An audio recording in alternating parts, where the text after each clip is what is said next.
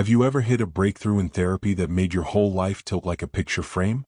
The kind where the room stays the same but the air changes temperature and the shadows start telling a different story. I used to think healing was a staircase. Turns out it's a trapdoor. I've been in weekly sessions with a counselor named Lila since early spring. I started because I kept waking up at 3:11 a.m. with my heart going like an alarm and the taste of copper at the back of my tongue. I'd lost my brother years ago to a home invasion that the police tagged as no viable suspects. The phrase sat on my chest like a concrete brick. Lila didn't promise miracles, she promised a process. She had a greenhouse vibe, muted sweaters, a fern in the corner, chamomile tea bags stacked in a jar labeled breathe. I told her everything I'd memorized about that night. The corridor's draft, the muddy boot prints, the exact way the hall light made a halo on the floor. I told her about the sound of the man's voice, low and steady, soft R's like he was trying not to wake a neighbor. I wasn't 7, I was 20 when it happened. Old enough to know how quickly authority shrugs. I told the police the man had a chipped front tooth and a weird indentation along the rim of his right ear, like something had bitten off the top cartilage and it had healed into a sharp crescent. I remember the ear because he turned his head to spit after he hit my brother, and the porch light carved a silver outline around that cut-out ear, like a missing lunar bite. Details like that can anchor you, Lila said once. But they can also freeze you.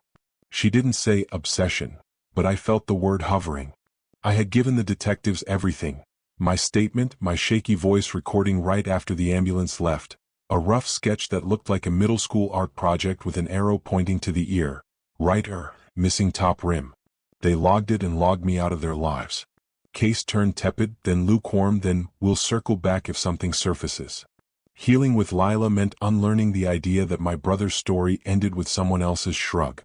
She encouraged me to run again, to cook again, to go places without scanning the exits. You were the witness, not the corpse, she said in summer. That difference is sacred. She had a way of delivering lines that felt like a clean stitch. By fall, my panic had downgraded from siren to buzzing. We set boundaries. We celebrated small wins. We didn't talk about justice every week. She asked once if I'd considered joining a grief group. I said maybe. She said she helped facilitate a community night at the rec center 2 neighborhoods over. Nothing official, more like coffee and chairs in a circle. No pressure, she said. No expectations. The phrase no expectations is a lullaby for people who live on alert. I said I'd think about it. I thought about it for 3 weeks. Then one Thursday, my boss sent an email at 5:42 p.m. that detonated my evening plans, and I decided I didn't want to go home and sit in the quiet with my brother's pictures. The rec center lot was half empty. Gym whistles echoed somewhere down the hall. Lila met me near the vending machine with a paper cup of cocoa and this proud smile like a teacher watching a kid read out loud for the first time. 14 chairs. 12 occupied. People with the same damaged gloss in their eyes. Not all violent loss but loss. A woman whose mom had wandered from her memory. A guy whose fiancé had wandered from the wedding. A dad with a folded-up program from his son's memorial, the crease so brittle it might snap. I sat. I listened. I said my name. I kept it lightweight. I did not say the word ear. The group was messy and kind, which is my favorite combination. A bearded man in a camo hat passed me a little packet of tissues like we were in church. We broke at 8. People chatted near the water cooler. Lila asked if I wanted to help carry the leftover donut box to her car. I said sure because the donuts looked like sad planets, and because I will never not help someone carry sugar through the night. The lot was darker than when I'd come in. One of the lights blinked a smudged yellow. A man was leaning in her trunk, stacking folding signs, the kind with arrows and tape residue. He straightened when he heard us. Thought I'd save you a trip, he said to Lila, voice quiet, slow R's softened like warm bread. He had the outline of a baseball cap shadowing his face. He moved a little so the trunk light caught him. The hat came off, and then my brain did that thing where it slices the world into pieces it can survive. The right ear had a crescent gone from the top. I didn't feel fear first. I felt geometry, angles, measurements, the exact proportion of absence to rim. The light made the healed edge look polished. My throat closed. I had the dumb thought that if I swallowed it would be too loud. Lila was saying something about not needing to stay, he was saying something back about the signs. He turned again, voice tilting to me. You must be new, he said, and smiled with a chipped front tooth like a lousy magician revealing the obvious. I'm Theo. I must have nodded. I must have kept my face calm because Lila didn't register the earthquake. Theo lifted the signs and his forearm flexed, and I saw a faint ring of pale skin where a tattoo had probably been lasered off. The trifecta landed, the ear, the tooth, the voice. I tasted winter air even though the night was mild. I'll lock the door, he said. See you next week. He walked toward the side exit like an employee who knows which keys to touch. I watched him from my edges. Lila's keys jingled like wind chimes. I walked toward my car like normal people do, which felt like an award-winning performance. Inside, doors locked, hands shaking. I took 3 photos of my own face to anchor the moment like a timestamp, because the mind is slippery and I wanted to catch it in a jar while its wings were still. I pulled up the note on my phone where I keep my statement from years ago, the one with the all caps about the year. I added, Thursday. Rec Center. Name, Theo. Right ear crescent confirmed. Chipped front. Soft R's. Possible tattoo removal scar, inner forearm. Lila texted, are you okay? I typed yes, thanks, autopilot, thumbs moving while the middle of me braced for impact. I didn't drive home. I drove to the gas station 2 blocks over and sat with the pump handle still docked because the ritual of filling the tank is a prayer in this country. Then I called the non-emergency line and asked for a callback from anyone still attached to a case number that had gone to sleep. The operator asked if it was time sensitive. I said, not yet. It could be. Soon. I didn't sleep. I made coffee at midnight like a lunatic, then poured it down the sink. I printed the old sketch I'd scanned, circled the year again, dated it again even though the date printed is the date printed. The next morning, I went to work and pretended to care about meetings while my body ran a different OS. At lunch I walked 2 miles, a circle I could own with my feet because my head was a crime scene. The call came just after 2.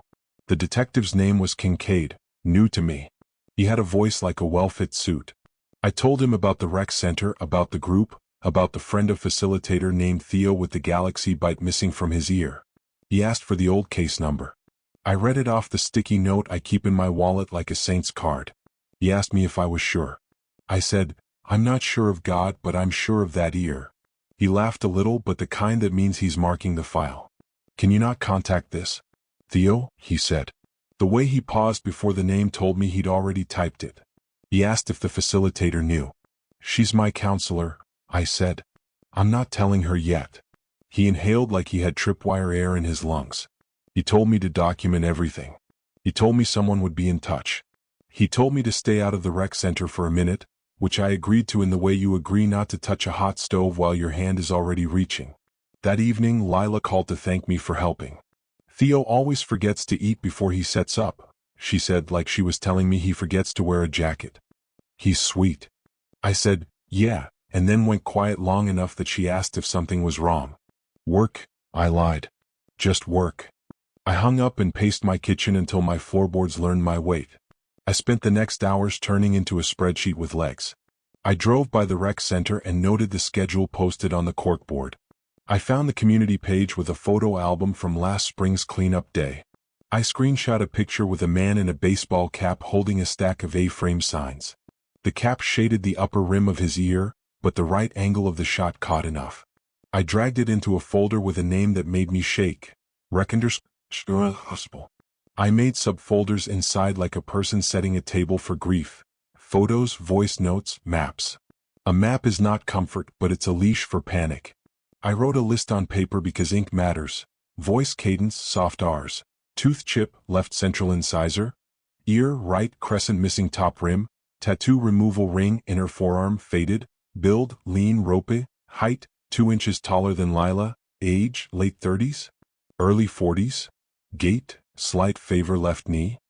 I added the detail about the way he held the signs, close to his chest like someone who knows what's heavy and wants to keep it small.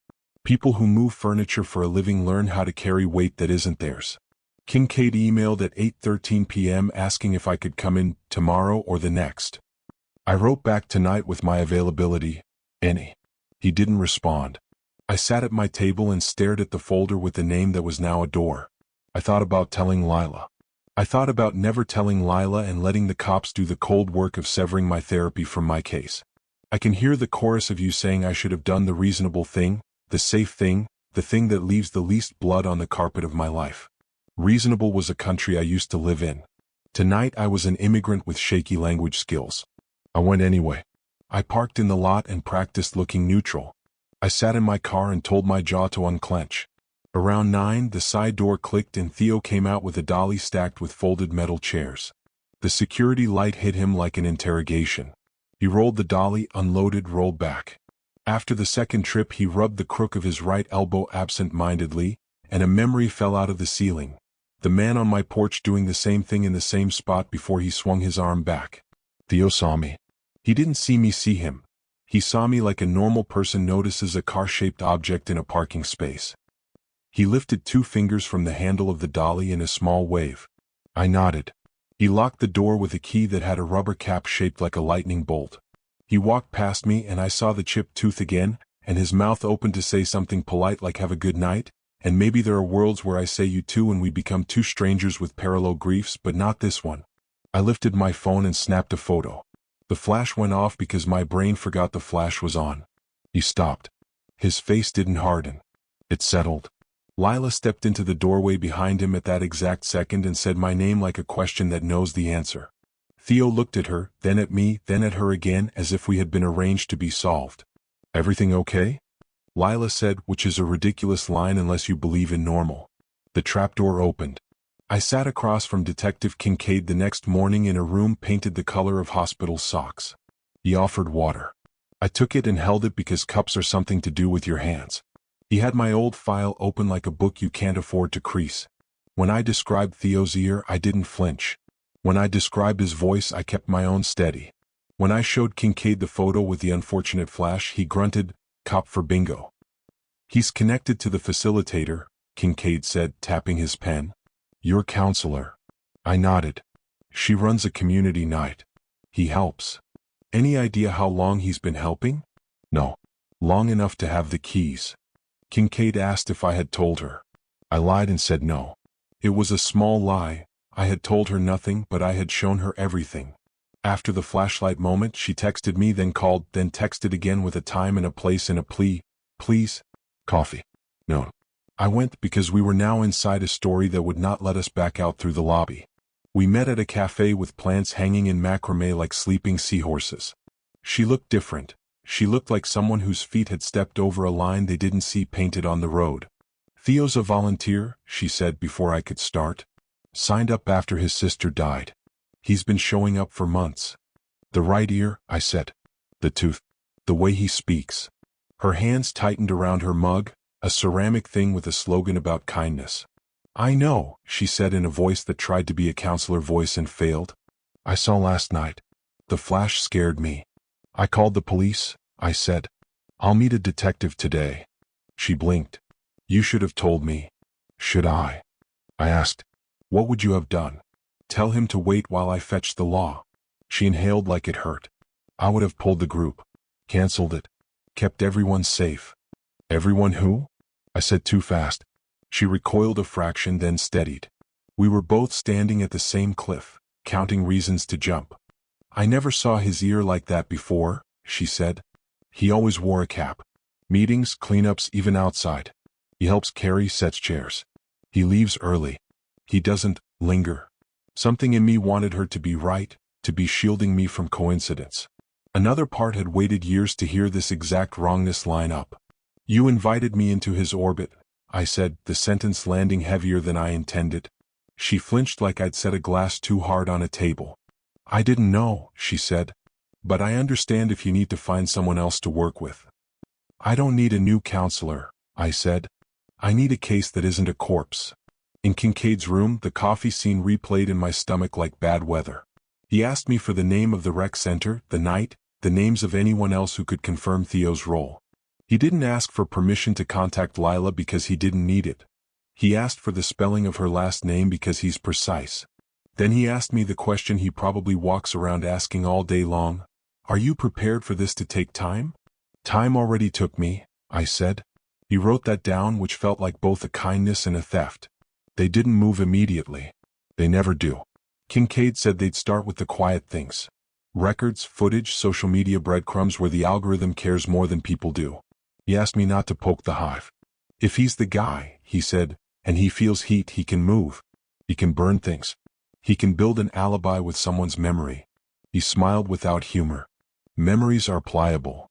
Not all, I said. He lifted a shoulder like a scale. The next days tasted like pennies. Lila texted minimal, careful check-ins. Therapist voice via SMS. I didn't respond. I spent extra hours in the dumb company of my apartment's list of chores. Wiped baseboards that weren't dirty. Cleaned the filter in the vacuum because filters are for catching things which felt thematic. At night I lay awake and repeated the inventory like a spell.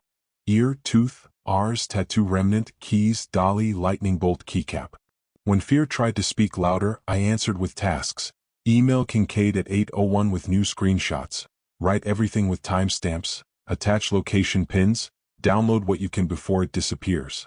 On the third day, Kincaid called. They'd pulled public permit registrations for volunteers at the rec center and found an application with Theo's full name and a background check waiver. Not a badge swipe, not fingerprints, just the town's underfunded version of due diligence. He read the name to me and I wrote it down like a verdict. The last name cut my mouth like a paper etch. The year of birth would put him at 21, the year my brother died. Old enough to carry a dolly. Old enough to be stupid and dangerous. Old enough to know how to swallow a name. Do not contact him, Kincaid said again. And do not contact your counselor about him. We need to look at this clean. I agreed. Then I didn't honor the second half. I booked a session with Lila the next morning because healing and horror had braided themselves and I couldn't separate them with household tools. Her office smelled like sliced oranges. I stared at the fern like it could testify.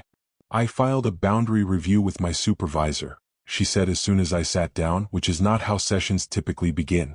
About the conflict. I wanted to be transparent. With who? I asked, and she named a director I'd seen on a brochure, a person with a cheerful bio. And if they decide it's a conflict? I said. I stop seeing you, she said softly. I refer you out. I laughed because the alternative was rupture. The timing is exquisite. Do you want me to step back now? She asked, and for a second the idea of emptying this chair felt like taking a cast off too early, like my bones would set crooked. No, I said. Don't be the thing that leaves too. We talked like we were balancing a tray of glasses.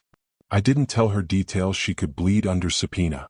I told her about how my mind has started making little phantom pops of sound in the night, like bubble wrap being pressed by careful fingers. She told me about hypervigilance like I hadn't lived with it. We performed the ritual we had built, but quieter because the air had shifted and both of us could hear it creak. That afternoon, a city worker posted the following week's schedule to the rec center site. I copied the image and highlighted the slot where Theo usually set up. Then I closed my laptop and laid every paper on my table like I was dressing a wound. I added new entries to the ledger. Theo buys black coffee with 2 sugars, observed once. Chews on the inside of his cheek. Tell of anxiety? Says SRI instead of sorry, like the O is a pebble he steps over. People scatter themselves into little linguistic fingerprints and they don't even know. Priscilla came into my life on day 5 the way some people step into a puddle and it turns out to be a lake. She wasn't official. She was a PI whose name I'd kept from a forum thread about cold cases. I told her a version of the story that was true without being precise. She quoted me a number that made my throat do math. I said yes. If I find nothing, she said, you still pay me for the hours? If you find nothing, I said, I pay you more to try again. She started with the underbrush. Work histories, addresses scraped from deeds, vehicles. She found the first thing in 2 days. A traffic citation from the year after my brother died. The scan of the ticket included a little box where the officer had scribbled a note. Deaf right ear, old injury? Small letters that punched me. It was a detail without context, buried in a record a DMV clerk probably rubber-banded to a stack and forgot. I sent it to Kincaid with the subject line, Anchor. Next came a grainy photo from a holiday charity drive 4 years ago. Theo without a cap, wearing a Santa hat slouched to the left. The hat's band hid part of the ear but not all. The missing crescent flashed like a neon sign made of scar tissue. I printed it and taped it above my desk next to my brother's ball cap, the one with the fish logo he wore until the brim was salt stiff. Kincaid's team found something else. A job sites roster from a construction company that did subcontract work near our old neighborhood. Theo had been on cruise for 2 summers. The dates overlapped a series of burglaries that stair-stepped toward the night my brother died. Not proof. Pattern. Humans love patterns because they feel like prophecy. Prosecutors love them because they can make a jury hum the tune of inevitability. If you're reading this and you're already composing the comment about how unreliable memory is, save it. I know. Trauma is a lens and a funhouse mirror. But some details set like concrete. I can't tell you where I parked on Wednesday. I can tell you the exact way the porch light bent around a missing piece of ear when someone turned his head to spit. Kincaid asked me to come in again. They wanted to show me a photo lineup. That's the part in movies where people point dramatically. In real life it feels like balancing. They pulled up 6 faces, all similar age, hair, cheekbones. One had an ear fully visible. My hand didn't even tremble. "Number 4, I said. It was like seeing a word you can't unlearn. Kincaid didn't nod. He clicked something silently and the image slid away. The next screen was a copy of my original sketch. He put it next to a more recent sidelong candid from the charity drive, our Frankenstein of pixels versus a face leaning toward a box of canned goods. We didn't say it. We let the silence do the math. "Here's what we need," Kincaid said, pen drumming, halting time. "We need something material. We have trajectory. We have similarity. We need touch." He meant the literal kind, fibers, DNA, an object that didn't know how to lie. I asked about the knife. He shook his head. "Lost. Evidence lockers have mouths. Sometimes they eat." "What about my brother's hoodie?" I asked, hating that I could say the sentence without shattering. "It had blood. It might have his skin under the hood string from how hard he yanked my brother backward. He made that face cops make when hope and caution sip the same drink. If anything was preserved that didn't make it into the original analysis, it'd be in long-term storage. But you know the speech." He stretched his hands like an accordion. "Time. Degradation. Contamination.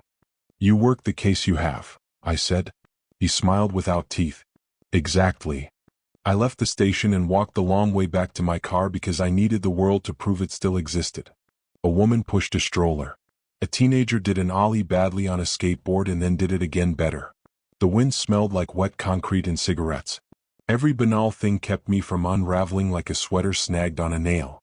That night I did something Kincaid told me specifically not to do. I drove past Theo's apartment. I didn't get out. I didn't roll down the window. I didn't do anything except sit and watch the square of his living room window glow a cautious yellow. At 9:12 p.m. a silhouette crossed the room. The person lifted their hand to their head like someone rubbing a headache inside their skull. It was probably Theo. It could have been anyone. That's the problem with windows and certainty. Both invite projection. A shape moved behind the curtain, and a cat pressed its face to the glass. I exhaled. I drove away like I wasn't guilty of something indefensible. Kincaid called the next morning with a voice that had caffeine in it. Storage had a sealed packet from the sweatshirt that never got run because the lab prioritized other items, he said. "The seal looks clean. Chain of custody intact. We can submit it for modern analysis." I didn't speak for a moment because words came with debris. When I found my voice it cracked like old paint. "Run it," I said. "Run it until it confesses." "It'll take weeks," he said. There it was again. Time, the sloppy god. "Don't talk to your counselor. Don't go near the rec center. Don't be a hero." "I'm not a hero," I said. "I'm a witness with a memory like a nail." While the lab cued our future, life decided to insist on itself. Work sent me to a training that lasted all day and gave me a headache shaped like the projector's rectangle. A friend I hadn't seen since before the funeral invited me to trivia night and I said yes like a person practicing a language they want to learn. The team lost spectacularly. I didn't care. The world had questions with answers and none of them were about death. And then, of course, the media hiccuped. Some local segment did a piece on grief groups that heal, panning across the rec center's lobby, the camera drifting over a board of volunteer photos. Freeze, enhance, all the TV verbs. Theo's cap was on. His ear hid. He was just a guy near a folding table with a sign that said share a little light. The story skimmed the surface like a skipping stone, but I felt the undercurrent. Exposure is a kind of pressure. Pressure makes rock honest or it makes it crack. I told myself not to spiral. I failed. I imagined Theo seeing the segment and deciding to move. I imagined him noticing my car the night I drove past. I imagined the tiny, stupid human pieces of a person we turn into monsters. Grocery lists, overdue bills, a cat that expects breakfast at the same time every day. Then I remembered the porch and the sound of my brother's head hitting wood, and my pity dried like a puddle in sun. At my next session, Lila sat with her hands open on her knees, a gesture that looked like surrender or offering. "I've been asked not to contact you about anything related to the community night," she said carefully. "I'm honoring that. I'm here for you in every other way." "You invited me into a room you didn't know was dangerous," I said. It came out flat, not accusatory, which almost made it worse. "I know," she said. "It will be the regret I carry. I'm sorry." "Do you believe me?" I asked, which is not the right question for therapy and exactly the right question for everything else. "I believe you believe what you saw," she said, which is what cautious people say when they don't want to contaminate a case. Then she added, "And I believe your memory of the ear is not something you invented." "Then we wait," I said. "We wait and we document and we don't knock on doors." "That's the hard part," she said. "I know," I said. "Hard parts are where I live." The lab emailed Kincaid 6 weeks later with findings that read like a dare. Partial profile, consistent with a male contributor, insufficient for a Cody's hit, but enough to compare to a known sample if one became available. Science always speaks and hedges until the day it doesn't. Kincaid called me into the room the color of hospital socks and laid down the paperwork like a tarot spread. "We need a cheek swab," he said. "We need a judge to say we're allowed to get one. To convince a judge, we need more than an ear and a memory. We need circumstance stacked." Priscilla delivered 2 more bricks.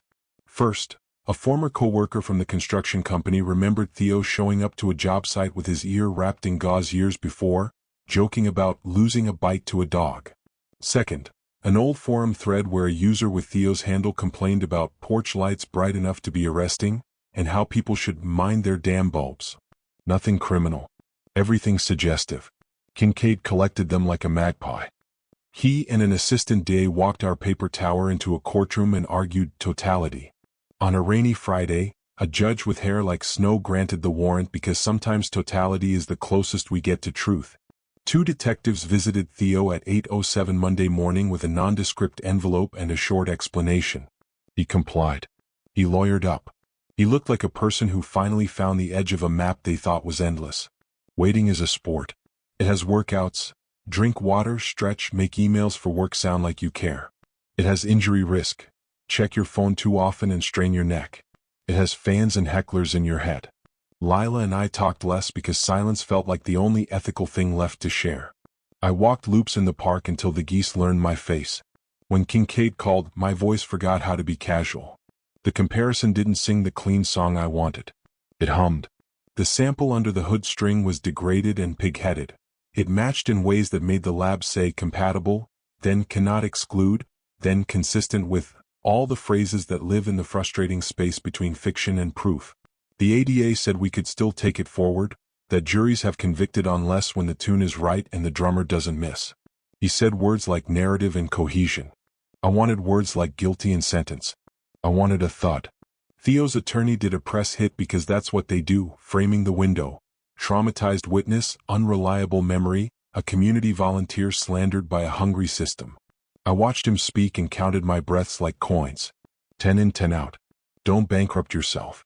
The grand jury room wasn't like TV. No wood paneling. No echo. 23 humans in chairs, holding snacks and patience. The ADA asked me to tell the story without adjectives. I did. He asked me to describe the ear. I did. Right side, missing the superior helix in a crescent shape, healed smooth. I felt like a surveyor mapping a coastline. They asked me how certain I was. I said my certainty had bones. They didn't smile. These were people who understood weight. Kincaid testified. Priscilla testified. The lab person spoke in decimals. The coworker dubbed the dog bite anecdote. We finished in a day. The call came 48 hours later while I was standing in the produce section staring at a pyramid of oranges like they were Morse code. Indictment. 2 counts. Paper moves slow until it runs. Theo was arrested a little after lunch. The cat went to a neighbor. The news did its thing. They pulled my brother's graduation photo from an old article and put it next to Theo's booking shot like a macabre split screen, and I wanted to throw my phone into a lake. Stranger voices argued about me on social feeds. Some said brave. Some said deluded. Most said nothing because most people have their own griefs to carry and no room for mine. Pretrial hearings were a choir of experts. Memory scholars who looked like librarians explained encoding and retrieval. The defense tried to compare your injuries. The ADA parked the photos. The porch sketch from my first week of grief next to the Charity Drive Santa hat with its slouch. The judge allowed the lineup ID. She allowed the partial DNA. Weight goes to the jury, she said, the phrase that turns a courtroom into a physics class. Theo didn't take a deal. His lawyer floated one, then folded it. I thought about how many lives could have bent differently if people admitted to the thing they did at the first chance. Then I thought about how cowardice wears better clothes than honesty most days. Trial is a theater that hates applause. You speak into nothing and hope 12 strangers become a chorus. On the stand, I told the porch again, the spit again, the year again. I described my brother's laugh in 3 words because that was all the court would give me. The defense asked me if I had ever seen other ears that looked like cuts. I said yes, at boxing gyms and after bar fights, but the shape matters, and this one was the moon at its cruelest. He asked if I had ever mistaken someone else for Theo. No, I said. He asked if trauma can make details sticky and wrong. Trauma made me notice, I said. It didn't make the year. Kincaid stacked the paper. Priscilla walked the map of jobs and dates like a tour guide of ugliness. The lab talked like a careful priest. The coworker said the dog bite line and the jury didn't laugh. Theo got up there and made his mouth a version of sympathetic. He said he volunteers because pain needs chairs. He said he lost part of his ear in a shop accident years before, the year before my brother died. He said he'd never been on our street, then Googled photos of it later to help with a charity route and thought the porch lights were, quote, police bright, and he posted about it on a forum because he's dramatic. He said he chipped his tooth on a wrench. He said a lot of things soft. The jury watched his ear move when he used the word sorry. Closings are where the DA took the parts and braided them into rope. He said the word totality without making it sound like a thesis and somehow like a human thing. He said we don't need a fingerprint when a body of facts presses a shape into the world and leaves an outline you can't sand away. The defense said reasonable doubt like it was a magic spell. 12 humans walked away with paper and pens and opinions. I got 3 days of nothing. I cleaned my sink.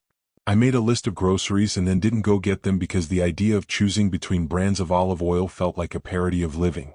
On a Wednesday with a sky like a bruise, we were called back. The jury foreperson had a voice like gravel. Guilty on both counts. I didn't cry in that moment. I sat inside a silence so loud it rang. Lila's hand found mine in the pew because she'd come to sit in the back, quiet as a chalk line. The judge set sentencing. Theo stared at the table like it might crack and swallow him. The room smelled like old wood and finality. At sentencing, I read a statement because people deserve words after you make them live in paperwork for months. I told the court my brother used to throw his head back when he laughed and slapped the couch like it had told the joke. I said my memory wasn't vengeance. It was the one clean thing I had left. I said I didn't want to be the person I had to become to get here, but I honored that person because they kept walking. The judge handed down years long enough to make calendars cry. Theo didn't look at me. Maybe that was mercy. After, I went to the cemetery with a grocery store bouquet because my brother liked ugly chrysanthemums more than fancy roses. I sat and told him weird nothing stories, how the neighbor's dog has learned to fence peek, how the trivia team finally won a round on questions about snacks, how the city repainted the rec center lines a color too bright for grief. I told him the ending.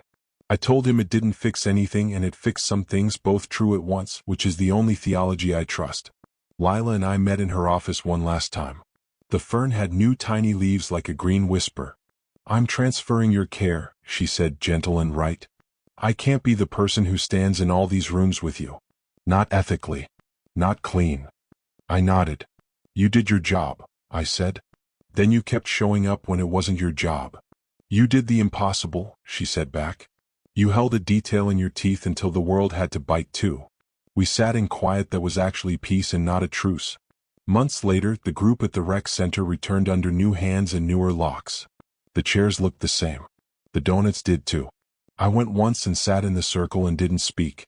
I listened to strangers braid their hurts into something that didn't break. A guy in a camo hat passed me the little packet of tissues like church. I kept it unopened. I put it in my pocket, walked to my car, and drove into a night that didn't ask for proof. If you need a moral, make your own. I have a detail and a verdict and a version of breathing that doesn't start with a flinch. Memory is not a courtroom and it's not a god. It's a nail, and sometimes the world hangs the right picture on it.